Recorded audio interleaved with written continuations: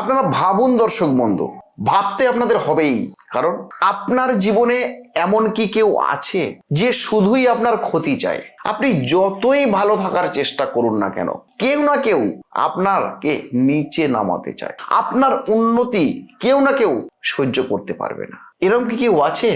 যদি থাকে তাহলে আপনার জন্য, আপনি কি জানেন দর্শক বন্ধু, শাস্ত্রে এমন একটি তন্ত্র আছে যেটা করলে আপনার শত্রু, আপনার যে ক্ষতি চাইছে, আপনার যে শত্রু, সে নিজের কর্মের ফলেই নিজেই ধ্বংস হয়ে যাবে। নমস্কার দর্শক বন্ধু, আমি শ্রী দেবদর্শন শাস্ত্রী আবার চলে এসেছি আপনাদের সামনে, আপনাদের কাছে, আপনাদের হৃদয়ে।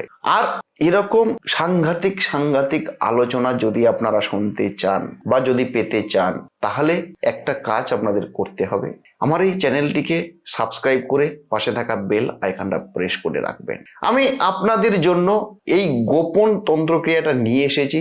আপনার শত্রু আপনার চোখের সামনেই ধ্বংস হবে এই ক্রিয়াটা যদি আপনি করতে পারেন, এবং যেটা খুব এফেক্টিভ।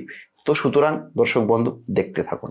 এই শত্রুর কথা যখনই আমি আলোচনা করতে আসি, তখনই একটা প্ল্যানেটের কথা না বললে কোথাও না কোথাও যেন খামতি থেকে যায়। সেই প্ল্যানেটটা হলো দর্শক বন্ধু শনি।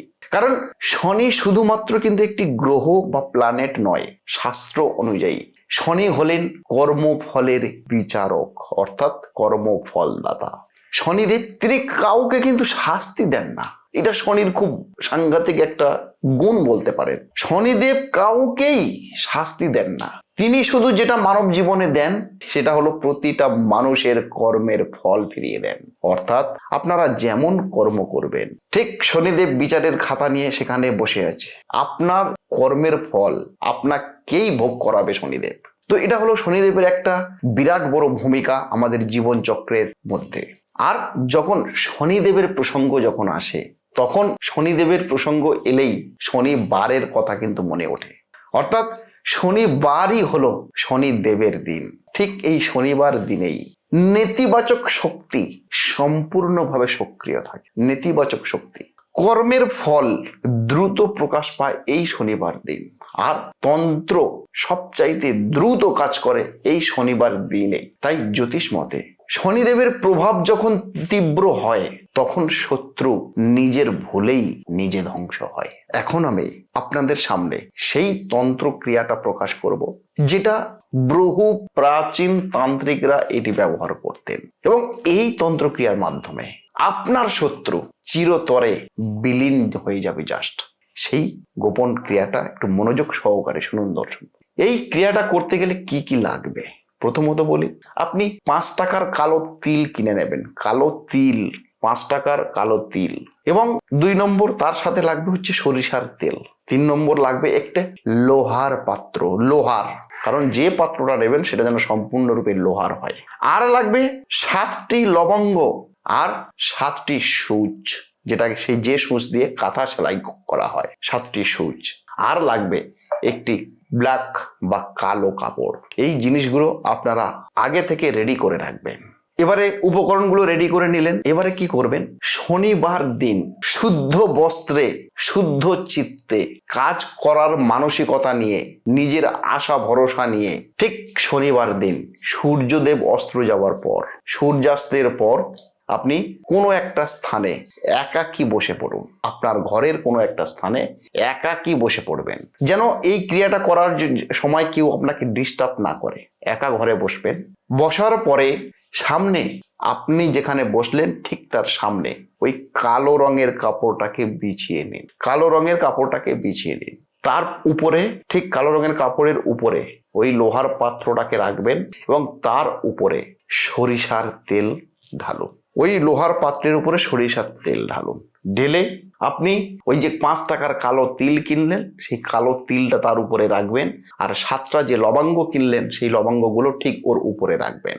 আর যে 5টা সূচের কথা আমি বললাম, সেই সূচগুলো 4 কোণে 4টে গেড়ে দেবেন ওই কালো কাপড়ের উপরে, আর মাঝখানে গেড়ে দেবেন একটা। এই হলো 5টা সূচ। এইবার এই প্রক্রিয়াটা কমপ্লিট করার পরে এইবার আপনারা প্রদীপটাকে জ্বালিয়ে দিন। আর একনিষ্ঠতার সঙ্গে 51 বার এই বীজ মন্ত্রটি জপ করুন। মনোযোগ সহকারে শুনবেন এই বীজ মন্ত্রটা। ওং সং শনৈশ্চারৈ নমঃ। ওং সং শনৈশ্চারৈ নমঃ, এইটা হলো বীজ মন্ত্র। এই বীজ মন্ত্রটা 51 বারে জপ করবেন। আর যদি এই বিধি পদ্ধতি মেনে যদি আপনি এই ক্রিয়াটা করতে পারেন, তাহলে আপনার জীবনে এসে যাবে কেল্লা ফতে। আপনার যে শত্রু, আপনাকে যারা ক্ষতি করার চেষ্টা করছে, তারা দেখবেন আপনার সামনেই মাথা নত করে ফেলেছে।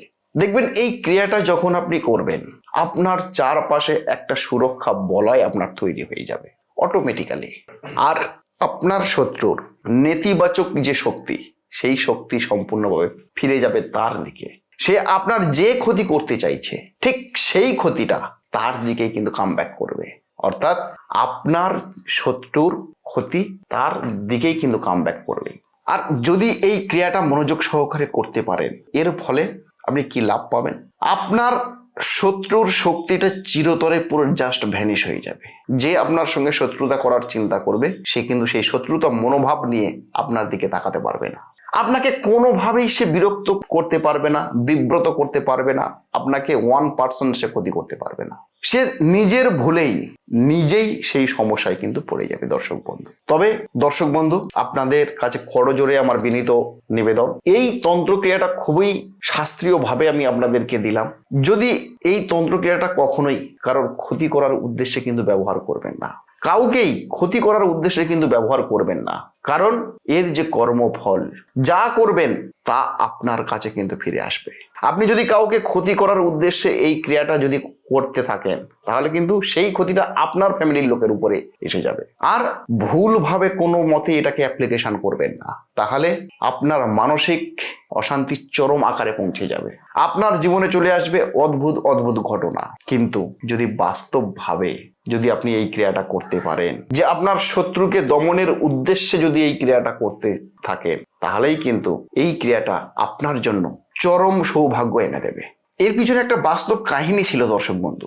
একজন ব্যক্তি যিনি প্রতিনিয়ত শত্রুর দ্বারা ক্ষতিগ্রস্ত হচ্ছিলেন, তিনি এই তন্ত্র ক্রিয়াটি প্রতি শনিবার করে 11টা শনিবার এই কাজটা করেছিলেন। প্রথমে কিছুই হয়নি তার, কিন্তু ধীরে ধীরে, অর্থাৎ স্লো পয়জন, আপনারা নিশ্চয়ই বোঝেন স্লো পয়জন, ঠিক এই ক্রিয়াটা সেরকমই। স্লো পয়জন যেমন অ্যাকশন করে ধীরে ধীরে, ঠিক এই ক্রিয়াটি ধীরে ধীরে তার সমস্ত শত্রুর জীবনে সমস্যা শুরু করে দিয়েছিল।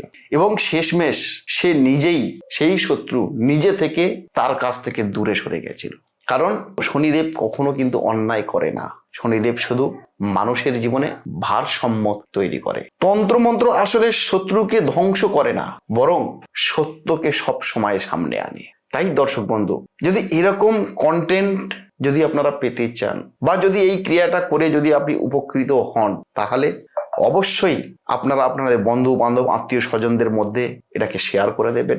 আর যদি এই ক্রিয়াটা করতে গিয়ে কোনো পরামর্শের যদি প্রয়োজন হয়, তাহলে আমার স্ক্রলে আমার ফোন নাম্বার যাচ্ছে, 24 ঘন্টা আপনি যখনই ফোন করবেন না কেন আমাকে পেয়ে যাবেন। সরাসরি আমাকে ফোন করুন, আমি আপনাদেরকে সলিউশন দিয়ে দেব বা সাহায্য করব। আর আমার সঙ্গে থাকতে গেলে, আমার এই সফর সঙ্গী হতে গেলে একটাই কাজ আপনাদের করতে হবে, আমার এই চ্যানেলটিকে সাবস্ক্রাইব করে পাশে থাকা বেল আইকনটা প্রেস করে রাখবেন। এখন প্রশ্ন হলো, আপনাকেই ভাবতে হবে, আপনি কি সত্যের পক্ষে নাকি প্রতিশোধের পক্ষে? কমেন্টে আপনারা লিখবেন, অবশ্যই লিখবেন জয় শনিদেবের জয়। আর এরকম রহস্যময় জ্ঞান পেতে অবশ্যই চ্যানেলটিকে সাবস্ক্রাইব করে পাশে থাকা বেল আইকনটা প্রেস করে রাখবেন। নমস্কার দর্শক বন্ধু, আবার দেখা হবে নতুন কোনো আলোচনা নিয়ে। ততক্ষণে আপনারা ভালো থাকুন, সুস্থ থাকুন, আপনাদের সুস্থতা কামনা করি।